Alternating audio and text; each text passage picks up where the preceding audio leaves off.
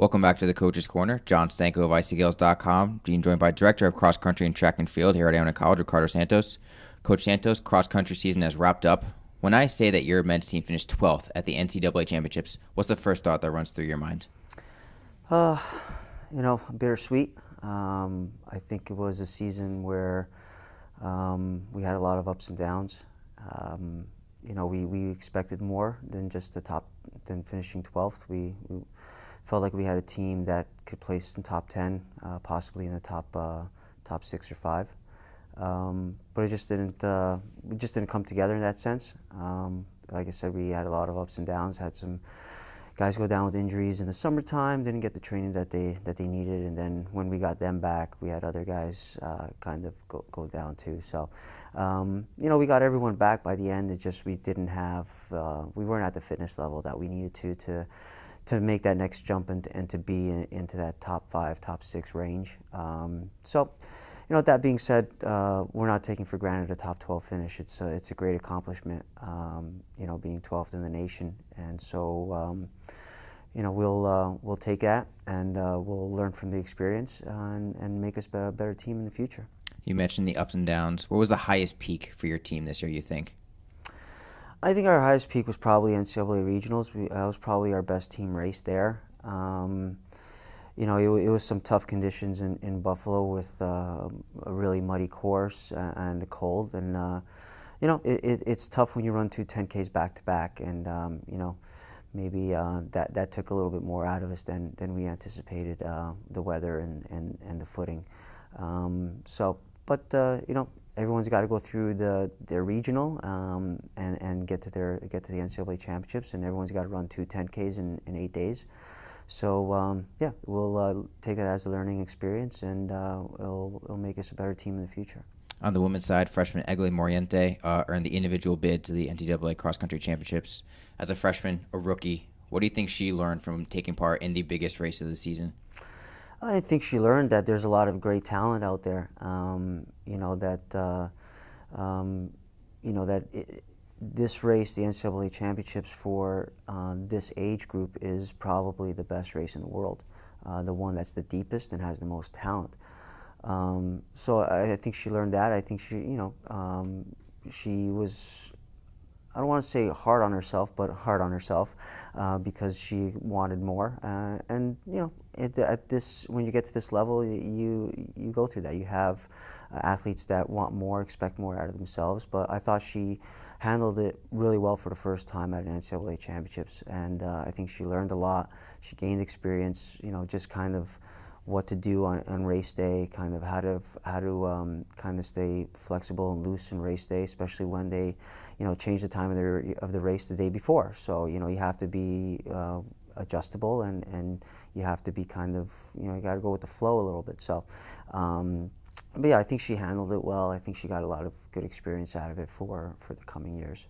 Yeah, the NCAA moved the races, I believe, up an hour from what they originally were come that championship day. So an hour 45 each one. An hour 45 each one, so even more drastic. So what do you as a coach have to do scrambling when you get that late notification to prepare your team for the championship race? Yeah, you just got to tell them, hey, look, everyone's going through this. Everyone's got to adjust to it. And really, there will be... I told them there'll be some teams that might freak out over this, and there'll be other teams that will just go with the flow. And we have to go with the flow. It is what it is, and we just have to prepare ourselves and be ready an hour and 45 minutes earlier. Is there a favorite story you had from your cross-country season off the course, maybe with your team traveling to a site or at a practice that really sticks out in your mind? Trying to think. I think NCAA regionals. We kind of stayed there that night after the race, and we took a lot of the student athletes over to Niagara Falls. International and domestic student athletes, and it was cool to see them all kind of be at the falls and kind of experience the falls, something that they've never seen before.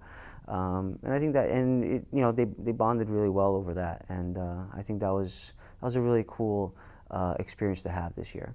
Well, the cross-country season is over. Do you allow yourself any time to rest before the indoor track and field season starts up this upcoming weekend, or were you on the plane ride home preparing for your next winter season? Yeah, you got to prepare right away. We have our first meet in 2 days, so it's a short turnaround. You try to take some time, obviously with the Thanksgiving break, we're able to decompress a bit and kind of get away. But yeah, now we're back at it and get ready for the indoor season. We have a meet this Friday, 2 days from now, and then we'll get back to some base training and get ready for the bulk of the season once we get back in January. Is there a different way of strategizing in preparing for a cross country meet and a track and field event? Obviously, a lot more races in a track and field event, different scoring. So, do you prepare it differently? Yeah, you do because it's a lot more individualized. You're not really looking at a lot of the meets that we go to too are individual or invitational meets. So, there's not really that much scoring involved in them. And obviously with our program, it's we're focusing more on the middle distance events. So, but yeah, we focus more on the individual aspect of it. So yeah, planning out someone's season is a little bit more in depth because depending on what race they're going to focus on, you got to plan out other races that they're going to run. So if they're a 3K, if they're indoors, if they're specializing in the 3K, you got to figure out, okay, when are we going to get an 800 or 1500 in? When are we going to get a 5K in? And kind of play around with each person's individual schedule. Whereas cross country, everyone's got to run 8K and 10K. That's just the way it goes. So there's a little bit more planning in it, but it becomes a little bit more individualized in terms of what a certain person is going to be focusing on in that season. Are there any individual student athletes who maybe didn't race during the cross country season that you think can really jump out during the indoor track and field season and surprise everyone? Um, yeah, I mean, we have a few young guys that redshirted the cross country season. I think that they can probably make a little bit of an impact.